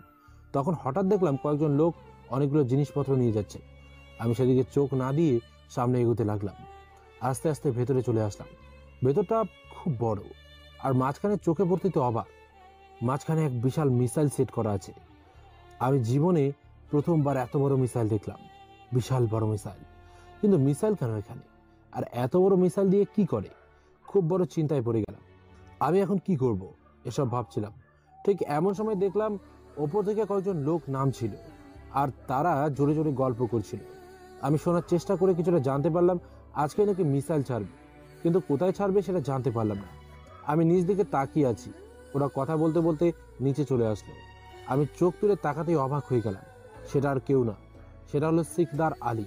সিকদার আলী মোস্ট ক্রিমিনাল, 17টা খুনের কেস, জেলে ছিল, কিন্তু ক্ষমতার জোরে জেল থেকে পালিয়েছে। এছাড়াও ড্রাগস পাচারে তার নাম সেরা, তার একটা গ্যাং আছে, আর সিকদার আলী হচ্ছে তাদের লিডার। দেশের নাম করা সন্ত্রাস এই সিকদার। একবার শুনেছিলাম পাকিস্তানের সাথে কি হাত মিলিয়েছিল সিকদার। তারপরেই এক খুনের অপরাধে তাকে পুলিশ অ্যারেস্ট করে, কিন্তু জেল থেকে পালানোর পর থেকে তার আর কোনো খোঁজ পাওয়া যায়নি। পুলিশ অনেক খুঁজছে, কিন্তু কোথাও পায়নি। পুলিশ ভেবেছিল হয়তো সিকদার ভালো হয়ে গেছে, কিন্তু সে যে পাকিস্তানের সাথে হাত মিলিয়ে দেশকে তাদের হাতে তুলে দেবে এটা কেউ ভাবতেও পারেনি। দেশের সাথে যে সে বেইমানি করবে সেটা আমিও ভাবতে পারিনি। আমি সিকদারকে খবর দিয়েছিলাম, তাই খুব সহজেই চিনতে পারলাম। কিন্তু আমি একা তো কিছু করতে পারবো না। সিকদারের এতগুলো লোকের সাথে আমি একা কিছুই করতে পারবো না, কিন্তু হাতে সময়ও কম, দেশের মানুষকে বাঁচাতে হবে। এ সময় মাথায় কাজও করছে না, এখন কাছে ফোনও নেই। যে পুলিশের কাছে ফোন করব, যে করেই হোক একটা ফোনে জোগাড় করতেই হবে। আমি শুধু সুযোগের অপেক্ষা করছি, একটু সুযোগ পেলেই আমি আমার কাজটা করে ফেলবো। কিন্তু এখন সুযোগ করা ছাড়া উপায় নেই। আমি এদিকে ওদিকে এমনিতে কাজের অভিনয় করতে লাগলাম, যাতে কেউ আমার সন্দেহ না করতে পারে। অবশেষে অপেক্ষার প্রহর ফুরালো। সিকদার গল্প করতে করতে বাইরে চলে গেল, আর তখনই আমি সুযোগ পেয়ে গেলাম। সামনে তাকাতেই দেখি একটা টেলিফোন। আমি দৌড়ে সেখানে গেলাম। টেলিফোন তুলে নাম্বার তুলতে গিয়ে থমকে গেলাম, কারণ পুলিশের নাম্বার তো আমার কাছে নেই। তাহলে কেমন করে ফোন করব? আবার ভাবলাম থাক, ফোন করব না। ফোন রেখে মিসাইলের কাছে গেলাম। এসে দেখি মিসাইল চালু হয়ে গেছে, হাতে মাত্র কয়েকটা মিনিট। এর মধ্যে একে আটকাতেই হবে, নয়তো ধ্বংস হয়ে যাবে। ক্লাসে স্যার পড়িয়েছিল সব কিছুর একটা প্লাস মাইনাস দিক থাকে, আর সেটাই হলো তার দুর্বলতা। স্যারের কথা মনে হতেই আমি লাল কালো তার খুঁজতে লাগলাম, কিন্তু এত বড় মিসাইলে তার কোথায় পাবো? তখন দেখি কম্পিউটারে অ্যালার্ম বাজছে। আমি কম্পিউটারে এসে দেখি স্ক্রিনে সব দেখা যাচ্ছে, কোথায় মিসাইল পড়বে তার লোকেশন দেখা যাচ্ছে। এটা দেখে আমার মাথায় একটা বুদ্ধি আসলো। দৌড়ে গিয়ে টেলিফোনটা তুলে 333 নম্বরে কল দিয়ে সাহায্য চাইলাম। তারপর কম্পিউটারের কাছে আসলাম। কম্পিউটার চালানো ঠিক মতো আমি জানি না, জানলে তো কিছু একটা করতে পারতাম। কিন্তু এখন আমি কি করব? মনে মনে অনেক ভয় হচ্ছে, যদি কেউ ভেতরে চলে আসে আর আমি ধরা পড়লেই তো শেষ। তার চেয়ে বরং এখান থেকে চলে যাই। কিন্তু এতগুলো মানুষ মারা যাবে, আমি জেনেও কিছু করব না। আমার তো দুনিয়ায় কেউ নেই, আর তাছাড়া সবাই তো আমি ঘৃণার চোখে দেখে। ওভাবে অনেক ঘৃণার পাত্র না হয়ে থেকে দেশের জন্য জীবন দিলেও একটু শান্তি পাবো, এটা ভেবে আর পেছনে গেলাম না। ঠিক এমন সময় দরজা দিয়ে কে যেন আসলো, আর মিসাইল চালু হওয়ার দেখে চমকে গেল। কয়েকজন ডেকে নিয়ে দৌড়ে চলে আসলো, এসে যে যার কম্পিউটারে বসে পড়লো। আমি পাশে দাঁড়িয়ে দেখছি ওরা কি করছে। একজন মিসাইল চেক করছে, একজন তার গতি চেক করছে, আর একজন লোকেশন ঠিক করছিল। যে লোকেশন ঠিক করছে আমি তার দিকে তাকিয়ে দেখলাম, আর দেখলাম সে কিভাবে লোকেশন চেঞ্জ করলো। আমি মন দিয়ে দেখলাম কিভাবে লোকেশন চেঞ্জ করলো। তারপর অনেকক্ষণ ধরে তারা এসব ঠিক করলো। আমি সুযোগের আশায় বসে আছি। এদিকে সময় আস্তে আস্তে কমে আসছে, আর 1 মিনিট সময় আছে। ঠিক এমন সময় সিকদার নিজেই আমার সুযোগ করে দিল। সিকদার তার লোকেদের ডাক দিল, আর এই সুযোগে আমি বসে পড়লাম কম্পিউটারে। ওই লোকটা যেমন যেমন করে লোকেশন চেঞ্জ করলো ঠিক একইভাবে আমিও চেষ্টা করলাম। কথায় বলে চেষ্টার ফল সবসময় ভালো হয়। আমার বেলায় তো তাই হলো। কয়েকবার চেষ্টা করতেই পেরে গেলাম। কয়েক সেকেন্ড আছে হাতে, আমি লোকেশনটা ঠিক সমুদ্রে দিলাম যাতে মানুষের কোনো ক্ষতি না হয়। কয়েক সেকেন্ড বাকি, এমন সময় ধরা খেলাম। পেছন থেকে একজন লোক এসে আমায় খুব শক্ত করে ধরে নিল। বাঁচার জন্য হাজার চেষ্টা করলাম, কিন্তু সব চেষ্টা বিফলে গেল। বুঝলাম এবার আমার মৃত্যু অবধারিত। আমায় এরা এবার মেরে ফেলবে। ধরাটা কেমনি খেলাম সেটা বলি। আসলে হয়েছে কি, আমি যেই মানুষকে অজ্ঞান করে ফেলে রেখে তার পোশাক পরে এখানে এসেছি, সিকদারের চোখে সেই লোকটা পড়ে। তাই সিকদার তাড়াতাড়ি করে এখানে আসে আর সব চেলাদের ডেকে চেক করলো। তখন আমি অন্য কাজে মনস্ক ছিলাম, তাই এই ব্যাপারটা নিয়ে ভাবিনি। আর তারা ডাইরেক্ট আমি সন্দেহ করে নেয়। আমায় তারা নিয়ে গিয়ে বেঁধে রাখলো। চার হাত পা চারদিকে টান দিয়ে বেঁধে ফেললো, আর সাথে অনেক কেলানিও দিল। আমি প্রায় আধা মরা, মুখ থেকে রক্ত, কপাল থেকে রক্ত, আর না জানি কোথা থেকে রক্ত পড়ছে। আমায় এভাবে রেখে ওরা মিসাইলের কাছে চলে গেল। খুব ভয় হলো, আমার কুরবানি কি ব্যর্থ যাবে? না, এটা হতে পারে না। আমি আমার জীবন দিয়ে হলেও দেশকে বাঁচাবো, কিন্তু কি করব এখন? আমার হাত পা তো বাঁধা, কোনো রকম চেষ্টা করতে পারছি না। কিছু করার নেই, হাল ছেড়ে দিলাম, মাথা নিচু করে নিলাম। দেশকে বাঁচাতে পারলাম না মনে হয়। আমি দেশের নাগরিক হয়েও দেশকে বাঁচাতে পারলাম না। আমার মতো নাগরিক থাকার চেয়ে না থাকা অনেক ভালো। আমার মন ভেঙে গেল। এমন সময় কে যেন বলল লোকেশন চেঞ্জ করা আর সম্ভব না, কারণ মিসাইল ওড়ার সময় হয়ে গেছে। এটা শুনে বুকটা ভরে গেল, মুখে আবার হাসি ফিরে এলো। নিজেকে নিয়ে গর্ব হতে লাগলো। আমি পেরেছি, দেশকে বাঁচাতে আমি পেরেছি। আর অন্যদিকে সিকদার এটা শুনে কানকে বিশ্বাস করতে পারল না, কারণ এত টাকা লস করে এটা তৈরি করা, আর মুহূর্তের মধ্যে সবকিছু শেষ হয়ে গেল। ব্যাপারটা সিকদার মানতে পারল না, রাগে একদম লাল হয়ে গেল। সবকিছু এদিক ওদিক ছুটতে লাগলো। দেখে মনে হচ্ছে তার করুণ অবস্থা। সিকদারের এমন অবস্থা দেখে বুক ভরে গেল। দেশের সাথে বিশ্বাসঘাতকতা করতে চেয়েছিল, আর এখন তার শাস্তি পেল। সবাই হাল ছেড়ে দিল, মিসাইল চলে গেল। আর কোথায় গিয়ে পড়লো তা জানি না। সিকদার অনেক চেঁচামেচি করছিল, জিনিসপত্র নিয়ে ভাঙচুর করলো। মনে হচ্ছে এটা সে বিশ্বাসই করতে পারছে না। তার এতদিনের স্বপ্ন মুহূর্তের মধ্যে নষ্ট হয়ে গেল। এবার মনে হচ্ছে আমার পালা। আমার মনে হয় 12টা বাজাবে এরা। সবাই আমার দিকে রাগি লুকে তাকিয়ে আছে, আর সিকদার তো আমায় আস্ত খেয়ে ফেলবে। আমার দিকে তাকিয়ে দৌড়ে এসে আমার শার্টের কলার ধরলো। আমি কিছুটা চমকে গেলাম, তারপর নিজেকে সামলে নিলাম। সিকদারের চোখগুলো একদম লাল হয়ে গেছে। কে তুই বল? আমি মানুষ। বল, তোকে কে পাঠিয়েছে? এই জন্মভূমি আমায় এখানে নিয়ে এসেছে। আরে রাখ তোর জন্মভূমি। আমি কাকে বলছি এটা? তুই তো এই দেশের মাটিতে পড়ে থেকে এই দেশের মাটির সাথে বেইমানি করছিস। তোর লজ্জা করে না? এসব ভূমি টুমি কিচ্ছু না, সব টাকার খেলা। এই পৃথিবীতে শুধু টাকা বড় নয়, টাকার চেয়েও বড় একটা জিনিস আছে, আর সেটা হলো দেশপ্রেম, যেটা তোর মধ্যে নেই রে বেঈমান। পৃথিবীতে বেইমানি ছাড়া চলা যায় না, সবাই স্বার্থপর। নিজ ভালো হলে সব ভালো। চুপ, একদম চুপ। অনেকক্ষণ থেকে তোর বকর বকর শুনতাছি, এবার থাম। থামবো না।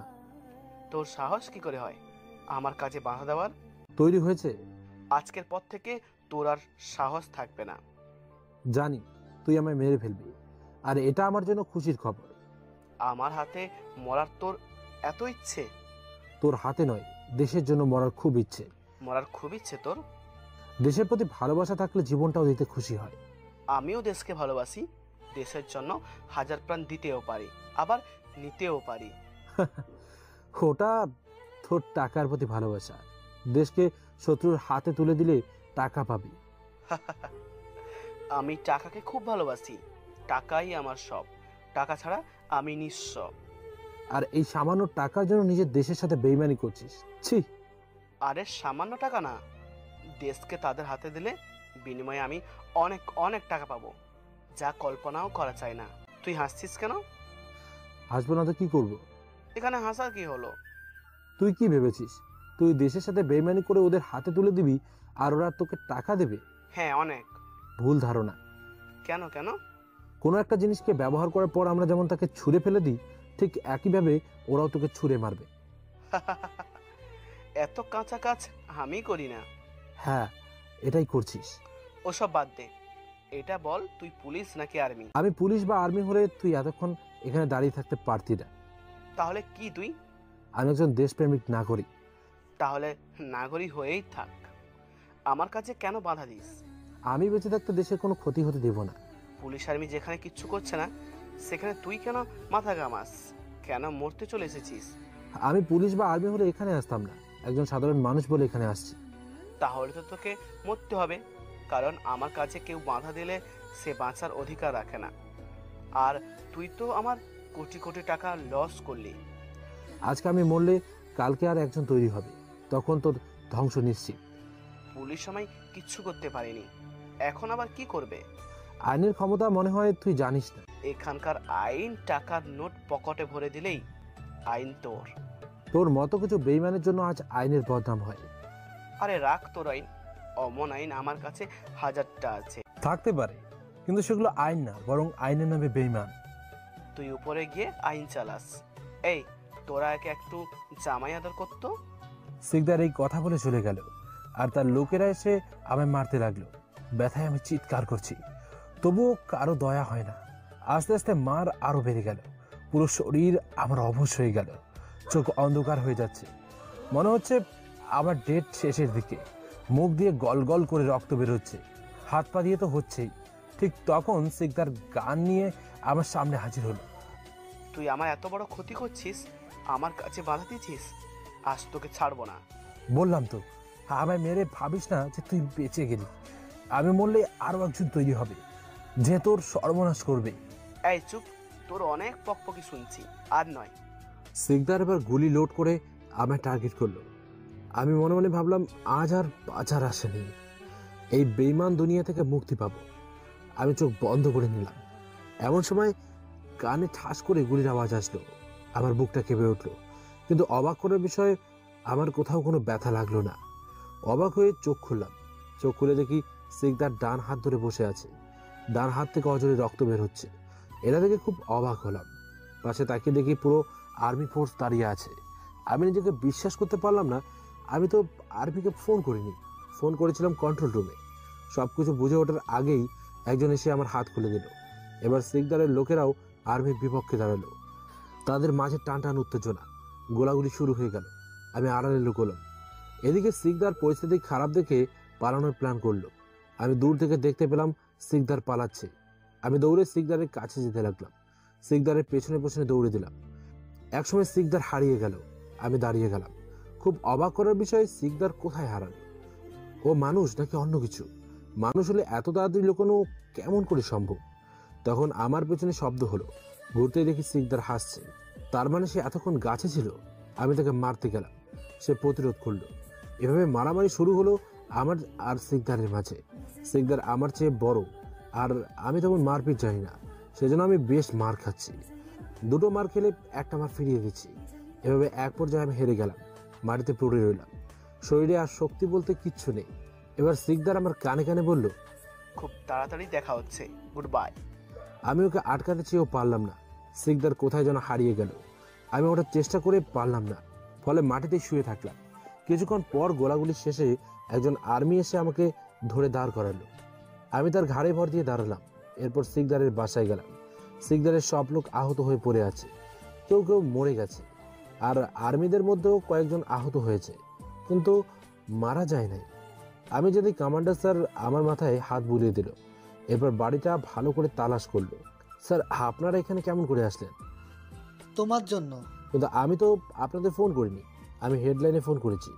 হ্যাঁ, আর সিকদার যে মিসাইল ছুটছে সেখানে থেকে আমরা টের পাই। এরপর হেডলাইন থেকে ফোন আসে আর তোমার কথা বলে। আমরা লোকেশন ট্র্যাক করে এখানকার ঠিকানা পাই। ধন্যবাদ স্যার। ধন্যবাদ আমাদের না, ধন্যবাদ তোমাকে দেয়া দরকার। আমাদের কাজ তুমি করে দিয়েছো। এটা তো আমার কর্তব্য ছিল। তা তুমি এখানে কেমলা আসলা? কোথায় বাসা তোমার? স্যার, আমার নাম আসাদুল, বাসা নাই, বস্তিতে থাকি। আমার কেউ নেই, ইন্টার প্রথম বর্ষে পড়ি।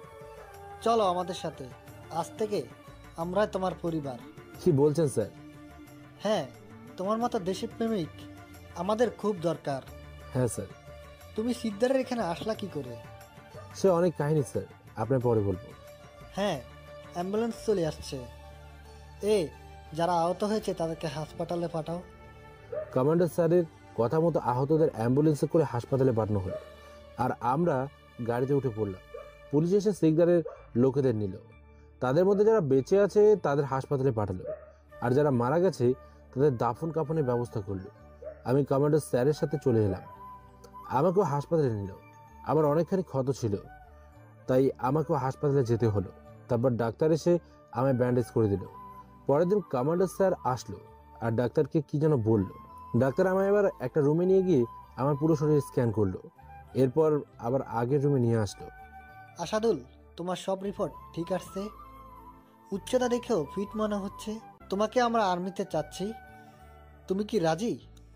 কি বলেন স্যার? কত ছেলেরা আর্মি হবার জন্য লাইনে দাঁড়িয়ে আছে, কত টাকা খরচ করছে, আর আমায় আপনারা জিজ্ঞেস করছেন আমি আর্মি হব কি না? হ্যাঁ, তুমি যা করেছ তার জন্য আমরা গর্বিত। তোমায় আমরা চাই। শুধু আমি না, আমি এই ঘটনা উপরে বলছিলাম, আর তারাও তোমায় চায়। স্যার, এটা তো আমার সৌভাগ্য। হ্যাঁ, তোমার সব কাগজপাতি আমরাই নিয়ে আসবো। কাল থেকে তোমার স্পেশাল ট্রেনিং। কিন্তু স্যার, ট্রেনিংয়ের তারিখ তো আরও দেরি আছে। না, কাল থেকে ট্রেনিং দেওয়া হবে। তোমার সাথে আরও ছেলেরা থাকবে। জি স্যার। তারপর স্যার আমায় খাবার দিয়ে চলে গেল। কলেজে কয়েকজন আর্মিকে পাঠিয়ে আমার সমস্ত কাগজপাতি নিয়ে আসলাম। একদিনের মধ্যে আমার সব কিছু ঠিক করে ফেললো। পরের দিন থেকে আর্মি ট্রেনিং শুরু হলো। সাথে অনেক ছেলে আছে, তাদের সাথে আমারও ট্রেনিং হলো। দীর্ঘ 3 মাস ট্রেনিং করলাম। এরপর ট্রেনিং শেষ হলো। আমার সাথে যারা ছিল তাদের আলাদা আলাদা জায়গায় পোস্ট পড়েছে, কিন্তু আমার এখানেই পড়লো। অফিসে আসতে কমান্ডার স্যার আমায় ডাকলো। Asadul, yes sir. তোমাকে এখানে ফোর্স দেওয়ার কারণ হচ্ছে একটাই, সেটা হলো সিদ্ধারকে ধরা। তুমি যাতে সিদ্ধারকে ধরতে পারো, এই সুবিধার্থেই তোমাকে এখানে ফোর্স দেওয়া। জি স্যার, বুঝে গেছি, আর আমি যথাসাধ্য চেষ্টা করব। এটা আমার পুলিশ সকলের সাহায্য পাবে। যত ফোর্স চাও নিতে পারো। জি স্যার। আমি জানি তুমি এটা পারবে। জি স্যার, আমায় এটা পারতেই হবে। তুমি কাজে লেগে যেতে পারো। জি স্যার। যদি চাও কলেজের বন্ধুদের সাথে দেখা করবে, তাহলে যেতে পারো, কারণ এখন তোমার কেউ আটকাবে না। জি স্যার। আরেকটা কথা, তুমি এখন সাধারণ ছেলে নয়, একজন আর্মি অফিসার। Okay sir. হুম। স্যারকে স্যালুট করে ওখান থেকে চলে আসলাম, আর একজনকে নিয়ে কলেজের দিকে রওনা হলো। গাড়ি নিয়ে রওনা হয়ে তাড়াতাড়ি পৌঁছে গেল। কলেজের গেটের সামনে গাড়ি রেখে দুজন ভেতরে চলে গেল। আমি দেখে নীলা একদম সেই অবাক, যেন আকাশ থেকে পড়ল। আর জুই তো খুব খুশি, আজ 4 মাস পর কলেজে আসলাম। আমি নীলা আর রাকিবের দিকে তাকিয়ে সোজা জুইয়ের কাছে চলে গেলাম। আসাদুল, তুমি এতদিন কোথায় ছিলে? পরে বলছি, আগে বলো কেমন আছো? এই তো ভালো। তুমি কেমন আছো? আমিও ভালো। কিন্তু এই লোকটা কে? আর্মির পোশাক পরে আছে। কে আবার? হয়তো চুরি করতে গিয়ে ধরা খাইছে, সেই জন্য ওকে জেলে ভরছিল। নীলা, তুই চুপ কর। সত্যি কথা বললেই দোষ। চুপ করবি? নীলা আর জুইয়ের মধ্যে ঝগড়া হচ্ছিল। এমন সময় স্যার আসলো আর আমায় দেখে বলল, আরে আসাদুল, এখানে কি খবর? এই তো স্যার। তোমার ডিউটি কেমন চলছে? এই তো স্যার, ভালোই। ডিউটি মানে? মানে আবার কি? চোরের ডিউটি। নীরা, তুমি এসব কি বলো? আসাদুল একজন নামকরা আর্মি অফিসার। মানে? হ্যাঁ, দেশকে বাঁচিয়েছে। আসাদুল, তুমি আর্মি? কেমন করে? তোমায় পরে বলছি। আচ্ছা, তোমরা কথা বলো, আমি ক্লাসে যাই। জি স্যার। স্যার চলে গেল। আমি দাঁড়িয়ে রইলাম। নীলা তো হা করে তাকিয়ে আছে, আর জুই অবাক হয়ে গেছে। বলো, কেমন করে তুমি আর্মি হলে? সবই তোমার বোনের কাজ। মানে? তোমার বোনের জন্য আজ আমি আর্মি। কিছুই তো বুঝতেছি না। কি ম্যাডাম, বলেন নাই নাকি? কি কি বললো? হ্যাঁ, কি বললো? আমায় আই লাভ ইউ বলেন। না। কিরে নীলা, আজ তুই আসাদুলের প্রতি এমন কেন রে? কই রে, কি করলাম? অন্যদিনে আসাদুলকে দেখলেই তোর গা জ্বলে যেত, আর আজ তোকে আই লাভ ইউ বললো, তবুও কিছু বললি না। আরে জুই, আমি ওটা মজা করে বলছি, বাদ দাও। হ্যাঁ, চলো ক্যান্টিনে যাই। আগে বলো, নীলা এমন কি করেছে যার জন্য তুমি আর্মি হলে? তোমার বোন নীলা আমায় জঙ্গলে নিয়ে যায়। কেন? আসলে আমি জঙ্গলে বিপদে পড়ি। তখন নীলা গাড়ি নিয়ে পাশ দিয়ে যাচ্ছিল। আমি সাহায্য চাইতেই সাহায্য করলো। গাড়ি নিয়ে অর্ধেক যাবার পর গাড়ি নষ্ট হয়ে যায়। তারপর নীলা গাড়ি ঠিক করতে লাগে, আর আমি সেখান থেকে হাঁটতে হাঁটতে জঙ্গলের ভিতরে চলে যাই। যেতে যেতে মাঝখানে একটা বাড়ি দেখতে পাই, আর তারপর সেখানে যাই। তারপর যা যা হয়েছিল সব সত্যি কথা জুইকে বললাম। জুইয়ের সাথে সাথে নীলা, রাকিব সবাই অবাক হলো। নীলা অবাক হলো কারণ আমি তার দোষ ঢাকলাম। তারপর থেকে দেখলাম নীলা কেন যেন আমার দিকে অন্য নজর দিল, অন্যরকম করে দেখতে লাগলো। আমি ব্যাপারটা বুঝতে পারলাম। কলেজে বসে থেকে তাদের সাথে আড্ডা দিলাম। নীলা আজ কিছু বললো না। অন্যদিন হলে তো কত যে অপমান করতো তার ঠিক ছিল না। এটা দেখে আমার সাথে সাথে জুইও অবাক হলো। নীলার হঠাৎ এমন পরিবর্তন দেখে খুব অবাক হলো। একদিন সে আমায় একা পেয়ে প্রশ্ন করলো, আচ্ছা, আমার প্রতি তোমার প্রতিশোধ নিতে মন চায় না? কেন? আমি তোমায় কত অপমান করেছি, কত কি করেছি। না, বন্ধুদের মধ্যে কোনো শত্রুতা থাকে না। তবুও আমি কত অপমান করেছি, এমনকি তোমায় মারতেও চেয়েছি। আপনি আমায় যা যা বলেছেন তা তো সত্যি ছিল, মিথ্যা তো কিছুই বলেননি। এমন করে বলো না। আমি মানছি আমার ভুল হয়েছে, আমি আমার ভুল বুঝতে পেরেছি। আমি তোমায় মারার চেষ্টা করলাম আর তুমি আমার দোষ লোকালে। আপনারা বড়লোক মানুষ, স্মার্ট আর কত কি, আপনাদের এমন অপমান সহ্য হবে না, তাই আমি নিজের মধ্যে সব রেখে দিয়েছি। প্লিজ আমায় মাফ করে দাও। মাপ চাইছেন কেন? আপনার প্রতি আমার কোনো রাগ নেই। তাহলে বন্ধু? হ্যাঁ। এত অবাক হচ্ছ কেন? না, এমনিতেই, চলো। তারপর সেখান থেকে জুই আর রাকিবের কাছে আসলাম। রাকিবও আমার কাছে গোপনে ক্ষমা চাইল। এতদিন যা কষ্ট পেয়েছিলাম সব যেন হারিয়ে গেল। তাদের মন থেকে ক্ষমা করে আপন করে নিলাম। এদিকে আমার মিশন চলছে। সিকদারের সমস্ত ডিটেলস বের করলাম। তার হয়ে যারা কাজ করতো তাদের একে একে খুঁজে বের করলাম আর সবার থেকে ইনফরমেশন নিলাম, কিন্তু কিছুতেই জানতে পারলাম না সিকদার এখন কোথায়। অবশেষে অনেক চেষ্টা করে সিকদারের একজন খুব কাছের লোককে পেলাম, কিন্তু লাভ হলো না। সে কিছুতেই রাজি হলো না। ফলে তার ছোট্ট একটা মেয়ে ছিল, তাকে আমরা সরিয়ে রেখে তাকে ব্ল্যাকমেল করে জানলাম যে এখন সে দেশের বাইরে আছে। কিন্তু এটাও ছিল ভুল খবর। আরও কিছু কাঠখড়ি পুড়িয়ে সত্যিটা জানতে পারলাম সিকদার এখনও দেশের মধ্যেই আছে। ঠিকানা জেনে নিলাম। তারপর পুরো ফোর্স নিয়ে চলে গেলাম আর চারদিক থেকে সিকদারের এলাকা ঘিরে ফেললাম। এরপর ভেতরে গেলাম। আমি একা ভেতরে আসলাম না, সাথে কয়েকজন বাহিনী ছিল। কিন্তু হঠাৎ ভেতরে আসতেই পাশ থেকে এক লোক এসে আমার মাথায় পিস্তল ধরল। আমি হাত দিয়ে ইশারা করলাম তাদের যেন কিছু না করে। ফলে বাহিনীরা কিছু বললো না, সবাইকে অস্ত্র ফেলে দিতে বলল। তখন সিকদার ওপর থেকে আসলো। হ্যালো আসাদুল, কি খবর? শুনলাম আমার সাথে দেখা করার জন্য নাকি তুই ছটপট করছিস, তাই চলে আসলাম। অফিসার, আমার সাথে নয়, মৃত্যুর সাথে দেখা করতে আসছিস তুই? মরণ তো একদিন হবেই, সাথে তোরও হবে। সেদিন যদি তোকে টপকে দিতাম তাহলে আজ আর এই দিন দেখতে হতো না। আফসোস কর, আর আমি শুক্রিয়া করি, কারণ সেদিন তোকে না মারার জন্য আজ আমি আর্মি অফিসার। এবার মর তুই। এবার আমি নয়, তুই মরবি। এরপর আমি হঠাৎ আমার মাথায় ধরা পিস্তল কেড়ে নিলাম আর ওর পায়ে গুলি করলাম। সে ওখানে বসে পড়ল। শুরু করলাম গোলাগুলি, একদম সেই মতো। আমি সিকদারকে ধরলাম আর একসময় তাকে ওপরে পাঠিয়ে দিলাম, সাথে তার লোকেদেরও। এতে আমিও কিছুটা আহত হলাম, গুলি লাগছে একটা পায়ে। আমি এসে হাসপাতালে ভর্তি হলাম। কমান্ডার স্যার আমি দেখতে আসলো। কয়েকদিনের মধ্যে সুস্থ হয়ে উঠলাম। আমার প্রমোশন হলো। আস্তে আস্তে এভাবে দিন কাটতে লাগলো। জুই আর রাকিবের বিয়ে হলো। নীলাকে আমার খুব ভালো লাগে, তাকে আমার পছন্দ হয়, কিন্তু এই কথা তাকে মুখ ফুটিয়ে বলতে পারি না। সে তো আমায় ঘৃণা করতো। আমায় কেন মেনে নেবে এটা ভেবে আর বলতাম না। আস্তে আস্তে ভালো লাগা থেকে ভালোবাসার সৃষ্টি হলো, তবুও বলতে পারি না। হঠাৎ একদিন নীলা নিজে এসে আমায় প্রপোজ করে। আমি খুশির ঠেলায় নাচতে লাগছিলাম, কিন্তু নাচিনি। আমি আর না করলাম না, সোজা রাজি হয়ে গেলাম। তারপর কিছুদিন পর আমি নীলার বাসায় সম্বন্ধ পাঠালাম। নীলার বাবা আমার সম্বন্ধে সব জানতো।